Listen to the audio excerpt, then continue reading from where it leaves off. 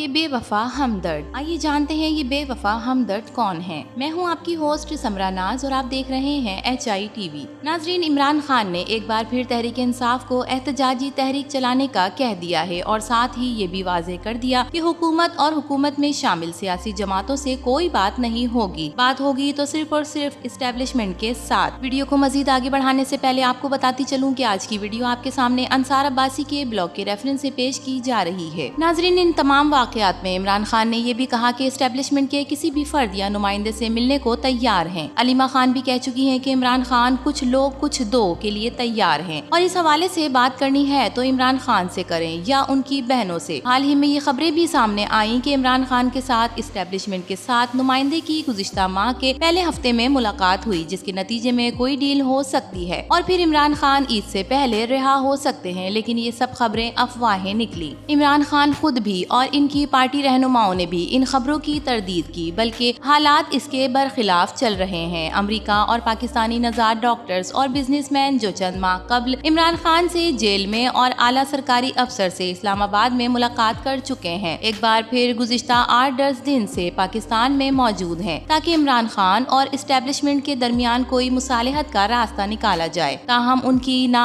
इमरान खान से अभी तक मुलाकात करवाई गई और ना ही इनकी कोई आला सरकारी अफसर से मुलाकात हुई। दूसरी तरफ इमरान खान ने एक बार फिर अपने ट्विटर अकाउंट पर सख्त बयानात देना शुरू कर दिए और फील्ड मार्शल आसिम मुनीर को बराह रास्त निशाना बनाया। अब इन पॉलिसियों से क्या इस्टेब्लिशमेंट इमरान खान से बातचीत करने पर राजी हो सकती है, इसकी कोई ज्यादा उम्मीद नहीं। गोया अब देखना यह है कि इमरान खान इस बार के एहतजाजी तहरीक में किस नौयत तक कामयाब होते हैं। इस हवाले से कहा जा रहा है कि पार्टी हर शहर में एहतजाज करेगी और इस एहतजाज का मकसद इमरान खान की रिहाई और हकीकी आज़ादी का हुसूल है। एहतजाज पहले भी हो चुके हैं, लॉन्ग मार्च भी किए गए, धरनों का तजर्बा भी कर लिया गया, लेकिन कुछ हासिल ना हुआ। सबसे बड़ा मसला ये रहा कि इमरान खान के लिए बड़ी तादाद में लोग बाहर ना निकले। अब क्या तहरीक इंसाफ के रहनुमा और वोटर सपोर्टर इमरान खान की उम्मीदों पर पूरा उतरते हुए बड़ी तादाद में घरों से निकलकर इस एहतजाज का हिस्सा बनेंगे? ये वो सवाल है जो आने वाले हफ्तों में सबके सामने होगा। नाजरीन, इमरान खान की एहतजाजी तहरीक की कामयाबी के लिए लाजिम है कि तहरीक इंसाफ के वोटर सपोर्टर लाखों की तादाद में मुल्क के मुख्तलिफ हिस्सों में निकले। इसके लिए पार्टी रहनुमाओं और वर्कर्स को मुश्किल हालात का सामना हो सकता है, जिसके लिए उन्हें तैयार होना चाहिए। तहरीक इंसाफ के वो वोटर सपोर्टर्स जिनका एहतजाज अपने घरों या दफ्तरों तक महदूद रहता है और जो सोशल मीडिया तक ही दूसरों को गालम गलोच और बहुतान तराशी का निशाना बनाकर अपनी हकीकी आज़ादी की जंग को महदूद किए हुए हैं, उन्हें बड़ी तादाद में बाहर निकलना पड़ेगा और चाहे इसके लिए उनको जेलों में जाना पड़े या कोई दूसरी मुश्किल का सामना करना पड़े, इनको हर किस्म के नताइज के लिए तैयार रहना होगा। इस एहतजाज तहरीक को कामयाब बनाने या फिर तहरीक इंसाफ के वो रहनुमा जो